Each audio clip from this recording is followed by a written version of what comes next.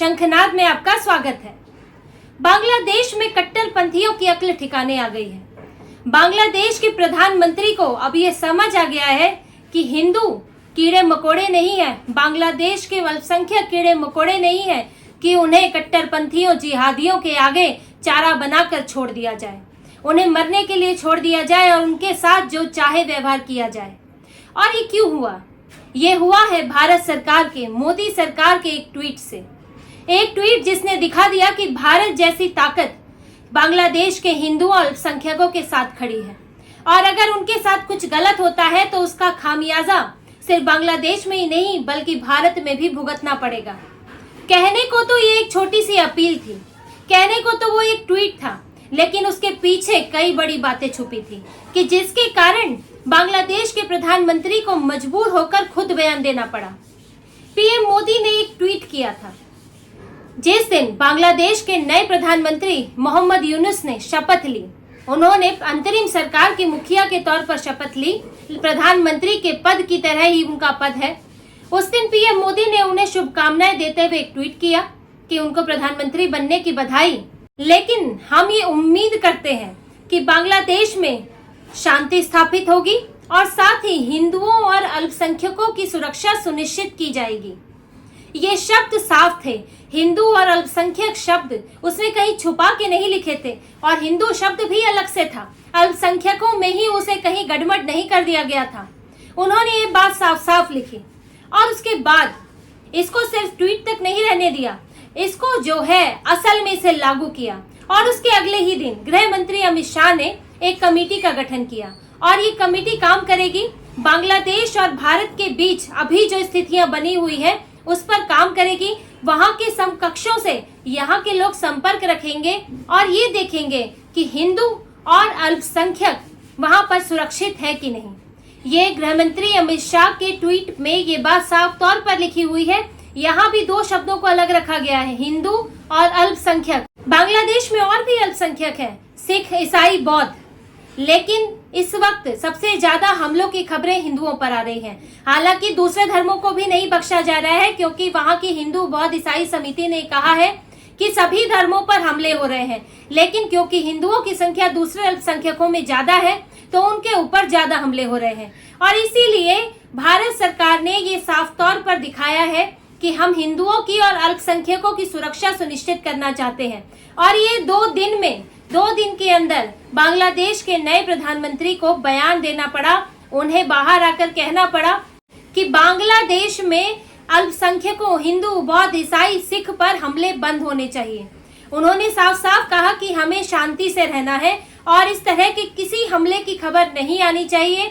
अगर ये जारी रहता है तो फिर मुझे ही इस्तीफा देना पड़ेगा, तो मेरी क्या जरूरत है।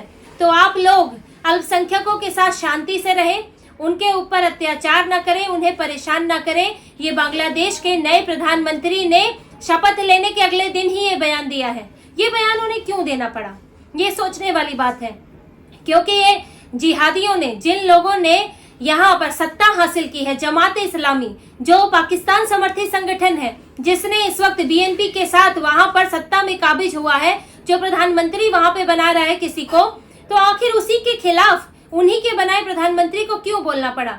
मोहम्मद यूनुस ऐसा नहीं है कि वो अचानक से जनता की पसंद के प्रधानमंत्री हैं।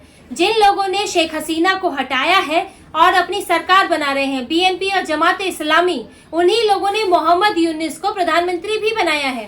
तो अगर मोहम्मद यूनुस ये बयान दे रहे हैं कि बांग्लादेश में हिंदुओं का, अल्पसंख्यकों का ध्यान रखें, तो इसका मतलब उन्हें ये बयान देने के लिए बीएनपी और जमात इस्लामी की तरफ से कहा गया है। और जमात इस्लामी एक कट्टरपंथी जिहादियों का संगठन है जिसने बांग्लादेश में उत्पात मचाया। यानी कि अब वो कट्टरपंथी सोचने लगे हैं कि अगर बांग्लादेश में हमने हिंदुओं को परेशान किया तो भारत उनको नहीं बख्शेगा, और ना भारत बख्शेगा ना भारत की जनता बख्शेगी। और ये डर है सत्ता की ताकत का, क्योंकि भारत में फिलहाल हिंदुओं को कम से कम सत्ता से संरक्षण प्राप्त है। कोई सरकार है जो इनके बारे में सोचती है, क्योंकि अभी पहले इस तरह की स्थिति नहीं थी। 1971 में विभाजन के समय 45 में जो हिंदुओं का हाल हुआ और भारत सरकार की तरफ से, जबकि यहाँ पर कांग्रेस की सरकार थी उस समय भी, उससे पहले भी, और बांग्लादेश के साथ कोई बुरे संबंध नहीं थे। बांग्लादेश को तो 71 में अलग ही कराया, लेकिन वो दबाव नहीं डाला गया अल्पसंख्यकों को लेकर, हिंदुओं को लेकर खास तौर से साफ तौर पर यह दबाव नहीं डाला गया कि उनके साथ अत्याचार बंद हो। और उस वक्त हिंदुओं का वहां पर नरसंहार हुआ।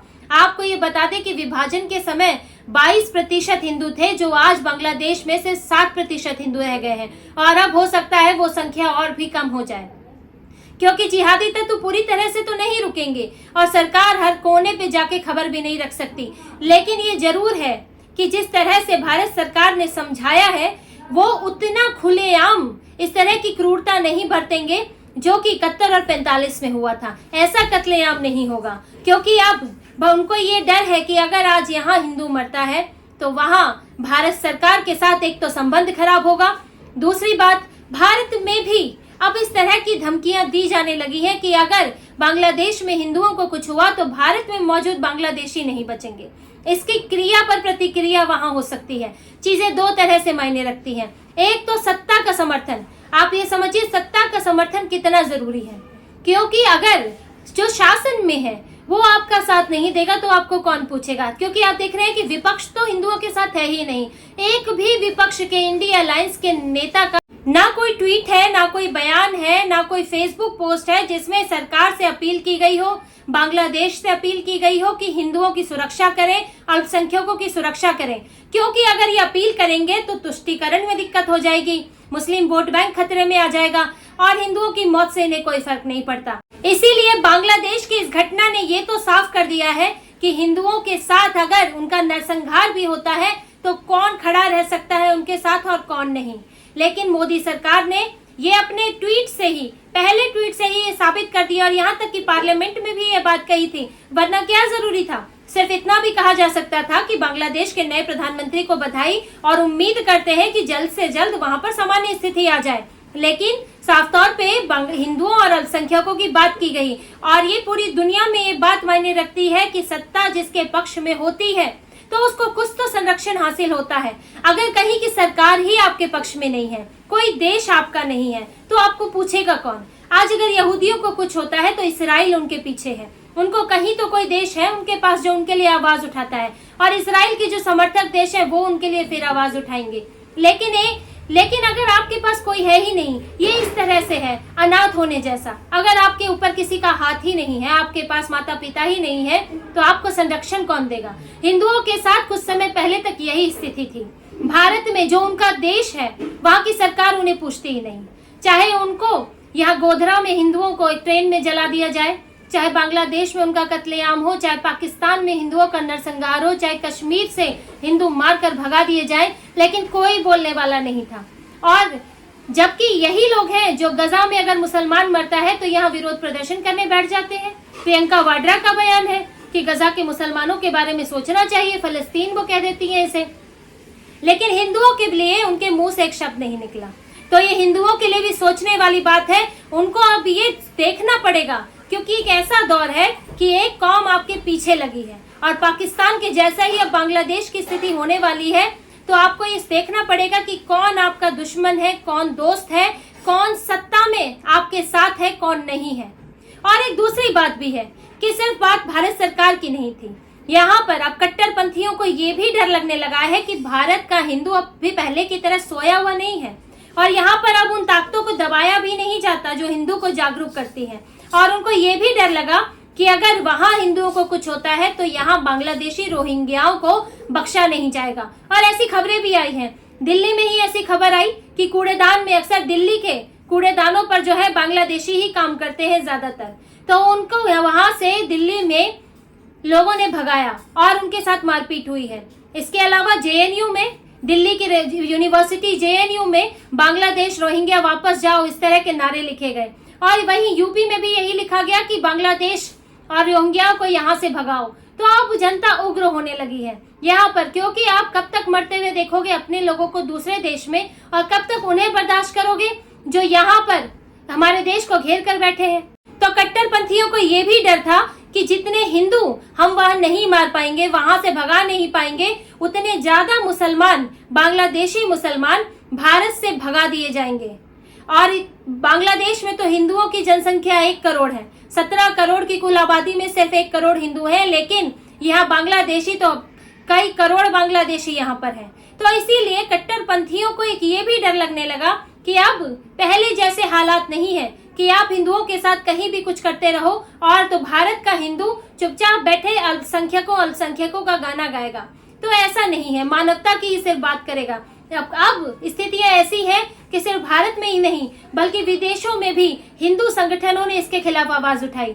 यहाँ तक कि ऑस्ट्रेलिया के यहूदी संगठन ने बांग्लादेश के हिंदुओं का समर्थन किया, उनके खिलाफ हो रहे अत्याचार को, हो रही क्रूरता के खिलाफ आवाज उठाई और उन्हें ये भी कहा कि आप चाहे तो ऑस्ट्रेलिया आ सकते हैं, आपकी मदद की जाएगी। तो अब कहीं ना कहीं, पूरी तरह से तो नहीं, क्योंकि अब भी कई ऐसे लोग हैं जो इस बात को नहीं समझ पाते और वो ये नहीं समझ पाते कि एक संगठित तौर से हिंदुओं को खत्म करने की कोशिश हो रही है। वो उसे देशों में बांट देते हैं और मानवता के नाम पर यहाँ पर कट्टरपंथियों का समर्थन करने लगते हैं। लेकिन कुछ तो जागरूकता आई है, जिसका डर वहां के कट्टरपंथियों को लगा और उन्हें ये महसूस हुआ कि अगर यहाँ हिंदुओं को छेड़ा गया तो वहां के मुसलमान, भारत के बांग्लादेशी मुसलमान, रोहिंग्या मुसलमान नहीं बचेंगे। और किसी भी समाज को, किसी भी समुदाय को अपनी सुरक्षा के लिए इन दोनों चीजों की जरूरत है कि आपको सत्ता की भी जरूरत है और आपको सामाजिक एकजुटता की भी जरूरत है, वरना आप अपनी सुरक्षा नहीं कर सकते। जितने आप बिखरे होंगे, जितने आप कमजोर होंगे, उतनी जल्दी आपको खत्म कर दिया जाएगा। और भारत का हिंदू समाज इसको जितनी जल्दी समझ पाएगा, जितनी जल्दी अपने दुश्मन और दोस्त में अंतर कर पाएगा, उसके लिए उतना ही बेहतर होगा। हालांकि इस वक्त में भारत सरकार ने, मोदी सरकार ने जो हिंदुओं का पक्ष लिया है वैसा कभी देखने को नहीं मिला और ये अगर आगे जारी रहता है तो हिंदुओं पर होने वाले हमले रुक जाएंगे। और देखिए, हर चीज का हल ये नहीं है कि वहां के हिंदुओं को भारत ले आओ, जहां भी अत्याचार हो रहा है वहां के हिंदुओं को भारत ले आओ। कभी भी मुस्लिम देश ऐसा नहीं बोलते। गजा में इतना मुसलमान मर रहे हैं लेकिन कोई भी मुस्लिम देश उन्हें लेके नहीं जाता। इसकी वजह ये है कि वो ये ताकत दिखाते हैं कि आप मुसलमान जहां रह रहा है वहीं उसकी सुरक्षा की जाए, वो अपनी जगह छोड़ के क्यों आए। और यही बात हिंदुओं के साथ भी है। आप दुनिया भर के हिंदुओं को भारत में नहीं बुला सकते। ताकत ये होनी चाहिए कि हिंदू जहां रह रहा है, जिस देश में भी रह रहा है, वहां सुरक्षित रहे। आपका समाज इतना मजबूत होना चाहिए कि उसकी सुरक्षा, चाहे वो देश में हो, किसी और ग्रह में भी हो, तो उसकी सुरक्षा सुनिश्चित होनी चाहिए। इतना कम से कम आपका सम्मान, आपका डर लोगों में होना चाहिए और आपकी सुरक्षा, आपके समुदाय का व्यक्ति कहीं भी अकेला महसूस ना करे। ये जिम्मेदारी उस समाज की सबसे ज्यादा बनती है। और अगर हिंदू इस बात को समझते हैं तो उनको हर बार के लिए ये इन दूसरे देशों में इन अत्याचारों का, इन क्रूरताओं का सामना नहीं करना पड़ेगा। तो इसी तरह की और खबरें और विश्लेषण आपके लिए लाते रहेंगे। हमसे जुड़े रहिए, सब्सक्राइब कीजिए, कमेंट कीजिए। बहुत बहुत धन्यवाद। जय श्री राम।